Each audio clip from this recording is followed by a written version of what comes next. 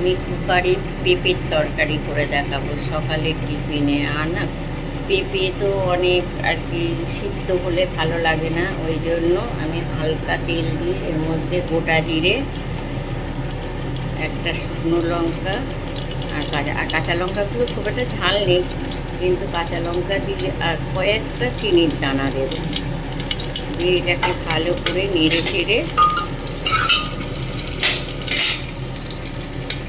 একটু জিরেগুলো যখন একটু আর কি লালচে লালচে হয়ে যাবে, আবার বেশি হলে পুড়ে যাবে, তারপরে আমি এই যে পেঁপেটা দিয়ে দেবো। পেঁপে আর আলু, পেঁপেটা বেশি আছে, বড় একটা পেঁপে ছিল, আলুটা কম দিয়েছি, দিয়ে এগুলো সব দিয়ে দেবো এর মধ্যে।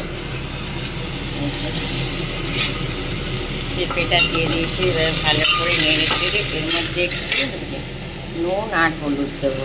আর পেঁপের তরকারি না বেশি ঝাল হলে ভালো লাগে না, আর এটা না দুর্দান্ত খেতে লাগে রুটি, পরোটা, আর যারা হালকা তেল মশলা খাবে পেঁপে, কেন পেঁপে এমনি সিদ্ধ কড়াতে সিদ্ধ করলে অনেক টাইম লাগে আর কেমন একটা হয় খেতে, আর এটা তুমি কুকারে দুটো সিটি দিয়ে দিলে এত সুন্দর লাগে খেতে, কী বলবো, খুব টেস্টি হয়।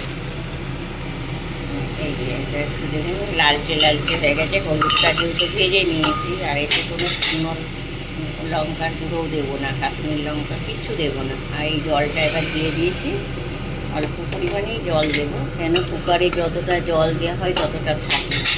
এবার কুকারের ঢাকনা দিয়ে আমি দুটো সিটি দিয়ে দেবো। এই যে পেঁপের তরকারিটা আমি দুটো সিটি দিয়ে রেখে দিয়েছিলাম, তাও হয়ে গেছে, কি সুন্দর কালারটা এসছে। আর একটু নামানোর আগে একটু ঘি দিয়ে দেবো, আর এটা না রুটি পরোটার সঙ্গে খুব ভালো লাগে খেতে।